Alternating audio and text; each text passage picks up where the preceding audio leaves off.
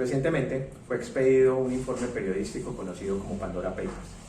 que tiene como objetivo fundamental poner en evidencia las relaciones que hay entre personas de la vida pública, como deportistas, artistas y políticos, con sociedades ubicadas en países que han sido señalados como paraísos fiscales. Esto ha generado un gran revuelo a nivel internacional, especialmente en Colombia, porque en él aparece, entre otras personas, el actual director de la DIAN, la vicepresidenta de la República y algunos expresidentes. Con este video queremos abordar algunas de las razones fundamentales para las cuales consideramos que se generó este escándalo y también justificar, o más que justificar, mostrar también otras posibles vistas de este mismo fenómeno. Entonces, digámoslo de manera general, el escándalo de Pandora Papers se pueden presentar tres tipos de reproches, o son los más sonados en medios de comunicación y en redes sociales. En primer lugar, se afirma que las personas que aparecen en estas listas pues son personas que son evasoras, ¿sí?, de impuestos, que no pagan impuestos, que tienen recursos escondidos en el exterior, y tres, que si bien puede que no estén realizando ningún tipo de actividad ilícita, moralmente no es bien visto que una persona tenga depositado, tenga inversiones en jurisdicciones conocidas o tildadas de paraísos fiscales. Pues para poder analizar esta situación o este fenómeno, en primer lugar hay que partir del concepto como tal de paraíso fiscal desde la doctrina internacional, que ha señalado que un paraíso fiscal es aquella jurisdicción que en el impuesto sobre la renta única y exclusivamente grava las rentas de fuente territorial. Significa esto que solamente grava las utilidades que obtienen las sociedades o las personas dentro de una determinada jurisdicción, y que adicionalmente no comparte información a terceros países. Entonces, ese tipo de jurisdicciones se consideran paraísos fiscales porque son lugares atractivos para llevar capitales, invertir desde allí en diferentes lugares del mundo y luego recibir el retorno de esas utilidades vía dividendo o de cualquier otra forma, y no tener que pagar impuestos sobre la renta en los países de residencia de las personas titulares o propietarios de estos capitales. A nivel local, el concepto de paraíso fiscal lo conocemos como jurisdicciones de baja o nula tributación. Colombia se ha encargado de crear una lista de estos países en donde vamos a encontrar, entre otros estados, Hong Kong,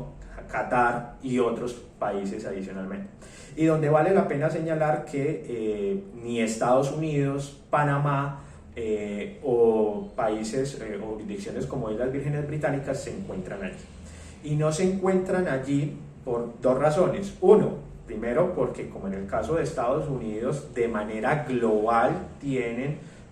o de manera general tienen un sistema de renta de fuente mundial, es decir, las personas tributan por sus rentas de fuente mundial allá, más allá o sin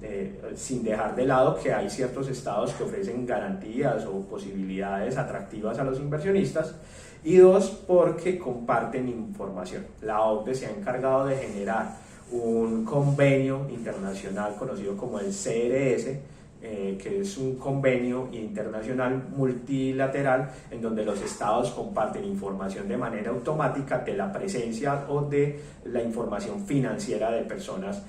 ubicadas en estas jurisdicciones. Entonces, digamos que por esa razón,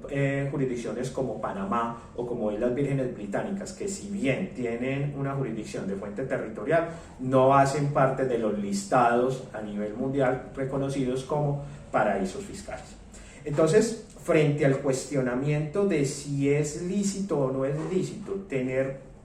capital ubicado en Panamá, Estados Unidos o Islas Vírgenes Británicas, pues lo primero que habría que advertir es que no son considerados ni paraísos fiscales ni son considerados jurisdicciones de baja o nula tributación, y por ese motivo no debería por lo menos darse ese debate. Pero por otro lado hay algunos que han señalado, y creo yo de una manera un poco atinada, que pues tener inversiones en estos lugares sí puede representar cierto grado de conflicto moral, en especial cuando se tiene una condición como la de director de la DIAN, ¿sí? Frente a ese tipo de situación, pues hay que decirlo de una vez, uno puede constituir una sociedad en el exterior por diversas razones, ¿sí? Hay muchas personas que constituyen sociedades en estados como Delaware, como Nevada o en Panamá o en Islas Vírgenes Británicas por temas migratorios, están pensando en invertir en Visa o están pensando en hacer una inversión inmobiliaria en esos países y constituir una sociedad es el mecanismo idóneo para hacerlo. Otros, con toda razón por parte de los medios de comunicación, utilizan estos esquemas en el exterior para evadir, para esconder dineros provenientes de actos ilícitos. Y bueno, allí es donde habrá que analizar caso a caso cuál es la situación de cada uno de estas personas.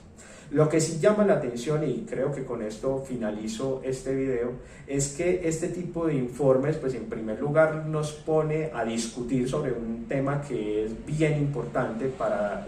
nuestros estados, como es la necesidad de revelar la información en los esquemas societarios, ¿sí? Que no solamente es un asunto que genere importancia para fenómenos internacionales como los que estamos analizando en este video, sino que también se están implementando en Colombia, por ejemplo, al revelar beneficiarios finales efectivos,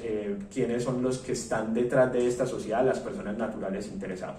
Y esto hay que analizarlo poniendo a contraluz dos principios o dos derechos fundamentales, si se quiere, dos valores que se deben perseguir, y que por un lado es la necesidad de conocer quiénes están detrás de las estructuras, ¿sí? Que esto va a ayudar en cierta medida a tener un mejor control de aspectos tributarios, de seguimiento de los recursos y de prevención del lavado de activos y de esquemas que permitan generar ciertos esquemas de ahorro tributario. Pero por otro lado, esto hay que ponerlo a contraluz con el derecho a la intimidad, el derecho que tienen las personas de realizar actividades económicas bajo el anonimato con el fin de proteger otros intereses. Entonces creo yo que esto es una oportunidad para un debate, pero quisiera por lo menos concluir con dos cosas. En primer lugar, que el hecho de tener una estructura ubicada en una jurisdicción como las señaladas anteriormente no hace necesariamente que una persona se convierta en un delincuente, que eso está permitido y que lo que está proscrito o prohibido por la norma es que esa persona no declare esas inversiones en el exterior.